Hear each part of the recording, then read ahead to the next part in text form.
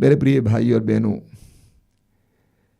हम सभी मनुष्य हैं और मनुष्य होने के नाते हम सभी का एक विशेष अनुभव है, पाप। इस संसार में कोई भी मनुष्य ऐसा नहीं होगा जिसने पाप का एहसास ना किया हो। रोमियों के पत्र के अध्याय 3 उसके वाक्य 23 में संत पौलुस कहते हैं कि सबने पाप किया है। एवरीबडी, सबने पाप किया है। स्तोत्रकार कहते हैं स्तोत्र 51 उसके वाक्य 7 में, मैं अपनी माता के गर्भ से ही पापी। तो मनुष्य का यह अनुभव है पाप। हर मनुष्य किसी न किसी तरह के पाप और अपराध का शिकार जरूर हुआ है। दूसरी तरफ हम इस तरह के कार्यक्रमों के द्वारा, प्रार्थनाओं के द्वारा प्रभु की कृपा प्राप्त करना चाहते हैं। मैं जानता हूं कि आप इस प्रार्थना में भाग ले रहे हैं, इन वचनों को सुन रहे हैं ताकि आपको प्रभु की कृपा मिले, आपको प्रभु से चंगाई मिले, जीवन में तरक्की मिले, अलग अलग प्रकार की कृपाएं प्राप्त हों। एक तरफ हम पाप का अनुभव करते हैं और दूसरी तरफ हम कृपा भी महसूस करना चाहते हैं। हमें क्या करना चाहिए? ऐसी अवस्था में हमें क्या करना चाहिए? इस्यास नबी अध्याय 30 उसके वाक्य 15 में प्रभु कहते हैं, जवाब के रूप में प्रभु देते हैं। प्रभु कहते हैं पश्चाताप और स्वीकृति में तुम्हारा कल्याण है। पश्चाताप और स्वीकृति में तुम्हारा कल्याण है। प्रभु कहते हैं पश्चाताप और स्वीकृति के द्वारा तुम्हारे लिए कल्याण का द्वार खुल जाएगा। पश्चाताप और स्वीकृति में सबसे पहले स्वीकृति का मतलब क्या है? स्वीकार करना। क्या स्वीकार करना? कि मैं कमजोर हूं, मैं दुर्बल हूं, मैं पापी हूं, मेरे जीवन की बहुत सारी व्यथाओं का मुख्य कारण मैं हूं, मैंने अपराध किया है, मैंने अपने आप को तोड़ दिया है।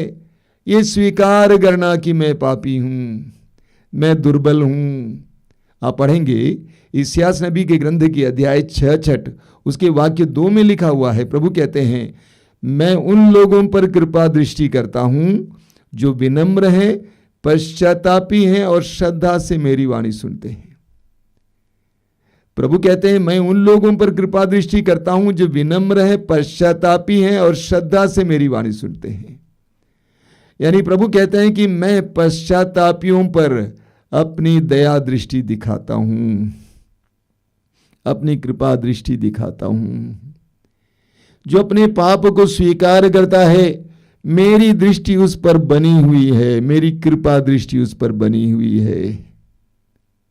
स्तोत्रकार कहता है स्तोत्र 51 उसके वाक्य 19 में, हे प्रभु तू एक पश्चातापी दीनहीन हृदय का तिरस्कार नहीं करेगा।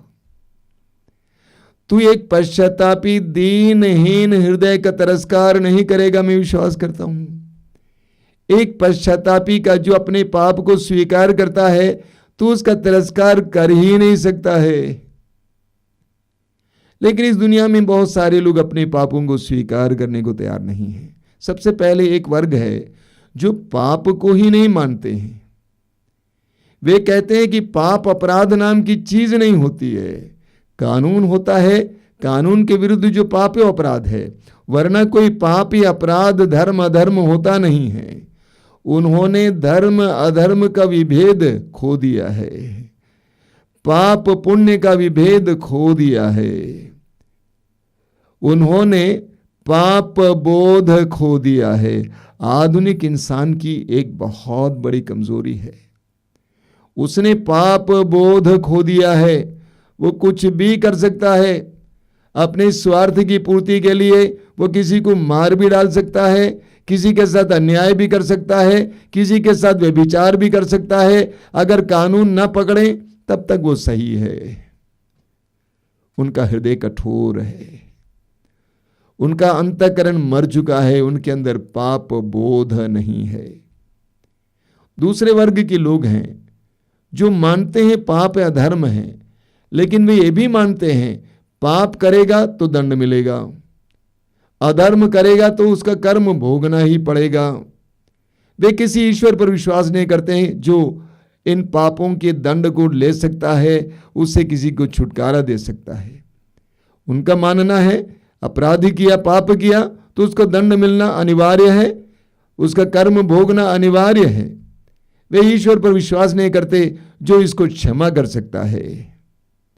तीसरे वर्ग के लोग हैं जो विश्वास करते हैं कि ईश्वर दयालु है, करुणामय है, हमारे पापों को क्षमा करता है, लेकिन ईश्वर की करुणा पर उनका भरोसा कम है। वे इस बात को विश्वास नहीं कर पाते हैं कि ईश्वर ने हमें क्षमा किया है या ईश्वर हमें क्षमा कर सकता है।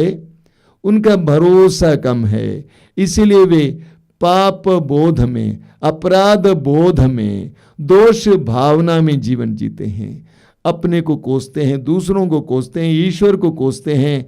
अपराध बोध में, दोष भावना में जीवन जीते हैं। यूदास करयोती को उदाहरण लीजिए, यूदास करयोती का उदाहरण लीजिए। यूदास को इस बात का एहसास हुआ कि मैंने एक धर्मात्मा के साथ अपराध किया है, मैंने यीशु को पकड़वाकर बहुत बड़ा अपराध किया है, लेकिन वो ईश्वर की करुणा पर विश्वास नहीं करता था, भरोसा नहीं था, इसीलिए उसने जाकर आत्महत्या की।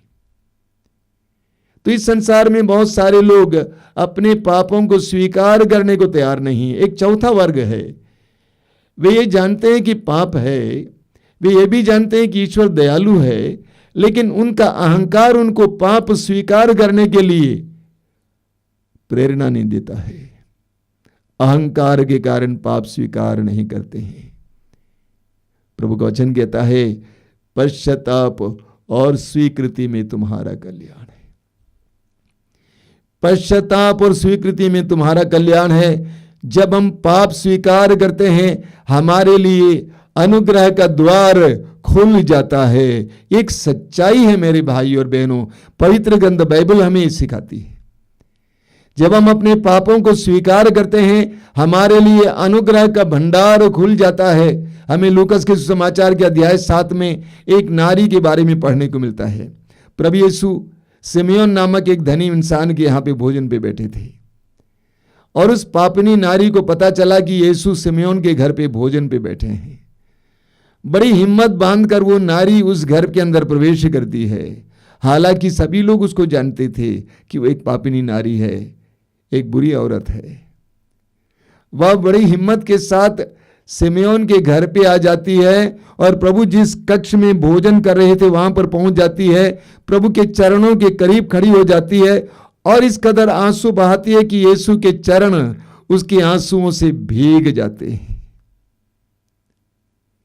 सिमियोन ने अपने दिल में सोचा कि ये इंसान नहीं जानता है कि ये किस तरह की नारी है, और वह यीशु के चरणों को अपने केशों से पोंछ रही थी। क्या इनको नहीं मालूम कि किस तरह की नारी है कि इनके पैरों को छू रही है? वो नारी आंसुओं को बहा बहा कर अपने पापों को स्वीकार कर रही थी। कितनी सुंदर स्वीकृति की अभिव्यक्ति है, कितना सुंदर पाप स्वीकार है। एक वचन भी नहीं बोलती है, बस आंसू बहाती है। मालूम प्रभु यीशु ने उस नारी से क्या कहा? वचन 50 में आप पढ़ेंगे, यो लूकास अध्याय 7 वाक्य 50 में आप पढ़ेंगे। प्रभु ने कहा, नारी तुम्हारे विश्वास ने तुम्हारा उद्धार किया है, तुम्हारे विश्वास ने तुम्हारा उद्धार किया है। उस नारी ने विश्वास किया, यदि मैं यीशु नाज़री के पास जाऊंगी, वो मेरे पापों और अपराधों के उस ढेर से, उस बोझ से मुझे छुटकारा देगा और मैं एक नई जिंदगी फिर शुरू कर पाऊंगी। उसने विश्वास किया कि यीशु मेरे पापों को क्षमा करेंगे, मेरे पाप के बोझ को मुझ पर से उतार देंगे। और प्रभु ने कहा, तुम्हारे विश्वास ने तुम्हारा उद्धार किया है, तुम्हारे पाप के बंधन से तुम स्वतंत्र हो गई हो। पाप के बंधन से, पाप के बोझ से, पाप के कलंक से, दाग से तुम स्वतंत्र हो गई हो, तुम आजाद हो गई हो, मुक्ति प्राप्त कर चुकी हो। बोलिए हालेलुया, हालेलुया, हालेलुया, हालेलुया। प्रवक्ता ग्रंथ के अध्याय 20 उसके वाक्य 4 में लिखा हुआ है, जो अपना अपराध स्वीकार करता है उसे कोई हानि नहीं होगी। कितनी सुंदर बात है, कितने सुंदर वचन है। लिखा हुआ है, जो अपना अपराध स्वीकार करता है उसे कोई हानि नहीं होगी। आपने कितना ही बड़ा अपराध क्यों ना किया हो, कितने ही बड़े पाप क्यों ना किए हो, अगर आपने अपने अपराध को स्वीकार किया प्रभु के सामने, वचन कहता है आपको कोई हानि नहीं होगी। बोलिए हालेलुया, हालेलुया, हालेलुया। अय्यूब का ग्रंथ अध्याय 22 वाक्य 21, बहुत जबरदस्त वचन है। अय्यूब का ग्रंथ अध्याय 22 वाक्य 21 में प्रभु कहते हैं, ईश्वर से मेल कर लो और तुम्हें फिर सुख शांति प्राप्त होगी। ईश्वर से मेल कर लो और तुम्हें फिर सुख शांति प्राप्त होगी। क्या तुमने अपने अपराध के द्वारा, पाप के द्वारा अपने सुख को गंवा दिया है, अपनी शांति को गंवा दिया है, अपने धन को गंवा दिया है, अपने नाम को गंवा दिया है, अपने स्वास्थ्य को गंवा दिया है, अपने परिवार को बर्बाद किया है? वचन कहता है प्रभु से, ईश्वर से मेल कर लो और तुम्हें फिर सुख शांति प्राप्त होगी। प्रभु यीशु ने हमारे सामने कितना सुंदर दृष्टांत रखा है। लूकास के सुसमाचार के अध्याय 15 उड़ाव पुत्र का दृष्टांत शायद मैं सोचता हूं सुसमाचार का सबसे मर्मस्पर्शी दृष्टांत है। उस दृष्टांत में हम पढ़ते हैं बेटा अपनी सारी संपत्ति उड़ा देता है, बाप से प्राप्त सारी संपत्ति को उड़ा देता, बुराई में, वेश्याओं में, ऐश आराम में, मनोरंजन में। सारी संपत्ति उड़ाने के बाद, गंवाने के बाद परदेश में वो एक नौकर का काम करता है। इतने बड़े धनी इंसान का बेटा परदेश में नौकर का काम करता है, सुअर चराता है। अचानक वो होश में आ जाता है कि मैंने क्या कर दिया है, मेरी क्या दशा है। और उसने कहा कि मैं उठूंगा और अपने पिता के भवन जाऊंगा, पिताजी से कहूंगा कि मैंने आपके विरुद्ध और स्वर्ग के विरुद्ध अपराध किया है, मैं आपका पुत्र कहलाने योग्य नहीं हूं, मुझे एक दास के रूप में अपने घर पे रख लीजिए। बेटा अपने पिता के भवन की ओर चल पड़ता है। वचन में लिखा हुआ है, प्रभु यीशु कहते हैं पिता ने पुत्र को दूर से देखा, पिता ने पुत्र को दूर से देखा, पिता उसकी ओर दौड़ पड़ता है और उसको गले से लगाता है। पुत्र की एक भी बात नहीं सुनता है, उसको गले से लगाता है, उसके लिए चप्पल का प्रबंध करता है, अंगूठी का प्रबंध करता है, कपड़े का प्रबंध करता है, भोज का प्रबंध करता है। वचन कहता है ईश्वर से मेल कर लो, तुम्हें फिर सुख शांति मिलेगी। ईश्वर से मेल कर लो, अपने पाप को स्वीकार कर लो, तुम्हें फिर सुख शांति मिलेगी। एक बहुत जबरदस्त वचन आप मिलता है सूक्ति ग्रंथ की अध्याय 28 उसके वाक्य 13 में। सूक्ति ग्रंथ की अध्याय 28 वाक्य 13 में प्रभु क्या कहते हैं, जो अपने पाप को छिपाता है वह कभी उन्नति नहीं करेगा। जो अपने पाप को छिपाता है वह कभी उन्नति नहीं करेगा, लेकिन जो उसको प्रकट करता है, उसको स्वीकार करता है और उसका परित्याग करता है, उस पर दया की जाएगी। प्रभु कहते हैं जो अपने पाप को छिपाता है वो कभी उन्नति नहीं करेगा। बहुत सारे लोग अपने पापों को छिपाते हैं, अपने पापों को छिपाने के लिए सबको शांत करते हैं, मौन करते हैं, कोई नहीं बोलना। अपने पाप को छिपाते हैं ये सोचकर किसी ने नहीं देखा, सिर्फ उसको मालूम है और मुझे मालूम है और किसी को नहीं मालूम है। सोचता है कि इसको छिपा लूंगा और वे उपाय ढूंढते रहते हैं अपनी जिंदगी की परेशानियों के लिए। और मैं लोगों से कहता हूं कोई दूसरा उपाय नहीं है, कोई दूसरा उपाय नहीं है। पाप स्वीकार करना होगा। मैं लोगों से बोला करता हूं जब तक आपके अंदर पाप निवास करेगा आप बेचैन रहेंगे, परेशान रहेंगे। जब तक पाप आपके अंदर निवास करेगा आप बेचैन रहेंगे, परेशान रहेंगे। कोई दूसरा रास्ता नहीं है, उसको निकालना होगा। वो कैंसर की तरह है, वो कैंसर की तरह है जो आपको बर्बाद करेगा, आपको मार डालेगा। इसीलिए उसको स्वीकार करना, उसका परित्याग करना जरूरी है। जब तक पाप आपके अंदर है आपकी उन्नति नहीं होगी, वचन कहता है। इसीलिए उसको स्वीकार करना होता है। मैं अक्सर लोगों से बोला करता हूं आप पाप को पचा नहीं सकते, आप पाप को पचा नहीं सकते। पाप को स्वीकार करना होगा, प्रकट करना होगा। यही कारण है हमने देखा है बहुत सारे विशेष करके कैथोलिक भाई बहन जो साधनाओं में जाते हैं और पवित्र वचन सुनने के बाद उनको पाप का बोध होता है। देखिए पाप का बोध हमें तभी मिलता है जब हमारे अंदर पवित्र आत्मा कार्य करने लगता है। इसीलिए प्रभु यीशु ने स्वयं कहा है यूहन्ना के समाचार के अध्याय 16 में कि पवित्र आत्मा ही हमें पाप बोध देता है।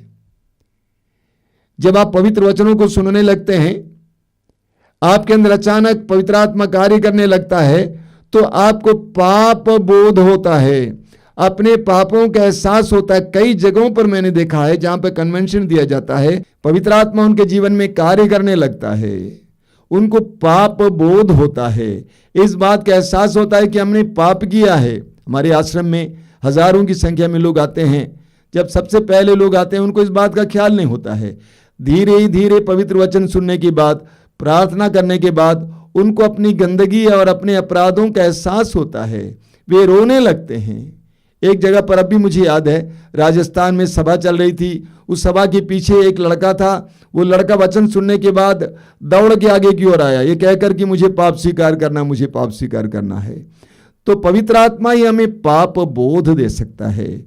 जब हम अपने पापों को स्वीकार करते हैं तो हमारे लिए कृपाओं का भंडार खुल जाता है। यही कारण है कई कैथोलिक भाई बहन अच्छा पाप स्वीकार संस्कार ग्रहण करने के बाद उनके जीवन में जो बाधाएं थी, बाधाएं मिट जाती हैं, उनके लिए कृपा का द्वार खुल जाता है। बोलिए हालेलुया, हालेलुया, हालेलुया, हालेलुया। यूहन्ना के पहले पत्र के अध्याय 1 उसके वाक्य 9 में संत यूहन्ना कहते हैं, यदि हम अपने पाप को स्वीकार करते हैं, यदि हम अपने पाप को स्वीकार करते हैं तो प्रभु हमारे पापों को क्षमा करेगा और हमें अधर्म से छुड़ाएगा। जब हम अपने पाप को स्वीकार करते हैं क्या होता है? सबसे पहले प्रभु हमारे पापों को क्षमा करते हैं, दूसरा हमें अधर्म से छुड़ाते हैं। जिस बुराई में आप फंसे हुए थे, जिस बंधन में आप थे, हो सकता है कि आप नशे के बंधन में थे, आप कोई अवैध रिश्ते के बंधन में थे, गलत रिश्ते के बंधन में थे, गंदी आदत में थे। जब आप सच्चा पाप स्वीकार करते हैं, अपना दिल खोलकर प्रभु के सामने पापों के लिए माफी मांगते हैं, तो प्रभु ये 2 कार्य आपके जीवन में करेंगे। सबसे पहले आपके किए हुए पापों को क्षमा करेंगे और दूसरा है प्रभु आपको उस अधर्म से छुड़ाएंगे, उस बुराई से बचा लेंगे, आपको स्वतंत्र करेंगे। Hallelujah, hallelujah, hallelujah, hallelujah, hallelujah, hallelujah. तो प्रभु अपने पवित्र वचन में कहते हैं, पश्चाताप और स्वीकृति में तुम्हारा कल्याण है। पश्चाताप और स्वीकृति में तुम्हारा कल्याण है। जोएल का ग्रंथ अध्याय 2 उसके वाक्य 12 और 13 में आपने सुना है, प्रभु कहते हैं, अब तुम वापस आ जाओ, अब तुम वापस आ जाओ। अंग्रेजी में उसका अनुवाद है, even now return to me. अब भी तुम वापस आ जाओ। तुमने सब कुछ बर्बाद किया, तुमने अपने सारे अवसरों को गंवा दिया, तुमने धन गंवा दिया, तुमने अपना नाम बर्बाद किया, तुमने अपने परिवार को बर्बाद किया, अपने ही अपराधों के द्वारा। कोई बात नहीं, प्रभु कहते हैं, अब भी तुम वापस लौट आओ, अब भी तुम वापस लौट आओ। मेरे प्रिय भाई और बहनों, सच्चे पाप स्वीकार के जरिए हमारे लिए और हमारे परिवार के लिए अनुग्रह का द्वार खुल जाएगा। हमारे लिए और हमारे परिवार के लिए अनुग्रह का द्वार खुल जाएगा।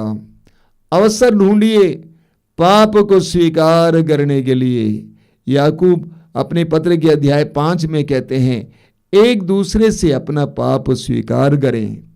आसान नहीं है, कठिन है। प्रभु को धन्यवाद कि कैथोलिक कलीसिया में पाप स्वीकार संस्कार की विधि है, जहां पर एक विश्वासी और एक पुरोहित जो भी हो, एक दूसरे पुरोहित के पास जाकर अपने पापों को बताता है और वो पुरोहित उन बातों को रहस्य में रखता है, प्रभु की ओर से सलाह देता है, प्रभु की ओर से पाप क्षमा देता है। हमें पाप के बंधन से आजाद किया जाता है। जो कैथोलिक भाई बहन हैं, इस संस्कार को समय समय पर स्वीकार करना। मैं लोगों से कहता हूं कि जब पानी उपलब्ध है तो नहाते क्यों नहीं हो? जितनी बार हो सके पाप स्वीकार करते हुए हम अपनी आत्मा को स्वच्छ रखें, हम अपने हृदय को स्वच्छ रखें, हम अपने अंतःकरण को स्वच्छ रखें, ताकि हर समय हम प्रभु की कृपा को प्राप्त करने के लिए तैयार रहें। बोलिए hallelujah, hallelujah, hallelujah, hallelujah, hallelujah. पाप स्वीकार के द्वारा हमारे लिए अनुग्रह और आशीष का भंडार खुल जाता है। हम सुसमाचार में पढ़ते हैं कि प्रभु यीशु कलवारी पहाड़ पर क्रूस पर टंगे थे। उनके दाएं बाएं 2 डाकू टंगे थे। बाएं का डाकू लगातार यीशु को उपहास करता जा रहा था, लेकिन दाएं के डाकू ने यीशु को पहचान लिया और उसको अपने पाप का बोध हुआ। उसने महसूस किया कि हम जो भोग रहे हैं हमारी करनी का फल है। उसने यीशु की ओर मुड़कर कहा कि यीशु, जब आप अपने राज्य में होंगे मुझे भी याद करना। प्रभु ने उससे कहा, मैं तुमसे सच सच कहता हूं, आज ही तुम परलोक में मेरे साथ होगे। आज ही तुम परलोक में मेरे साथ होगे। अपने जीवन के अंतिम पल में उसने अपने पाप को स्वीकार किया और उसके लिए पश्चाताप किया। स्वर्ग का द्वार उसके लिए खुल गया और उसके द्वारा उसके परिवार के लिए आशीष का द्वार खुल गया। हर बार जब हम प्रभु के सामने अपने पापों को स्वीकार करते हैं, हमारे लिए अनुग्रह का द्वार खुल जाता है। मेरे प्रिय विश्वासी भाइयों और बहनों, वचन को गंभीरता से लें। प्रभु कहते हैं, जो अपने पाप को छिपाता है वह कभी उन्नति नहीं करेगा, लेकिन जो अपने पाप को स्वीकार करता है और उसका परित्याग करता है, उस पर दया की जाएगी। आइए हम प्रार्थना करें। प्रभु यीशु, धन्यवाद देते हैं इस सुंदर समय के लिए, तेरी आशीष के लिए। अपने पवित्र वचनों के द्वारा तूने हमें समझाया है,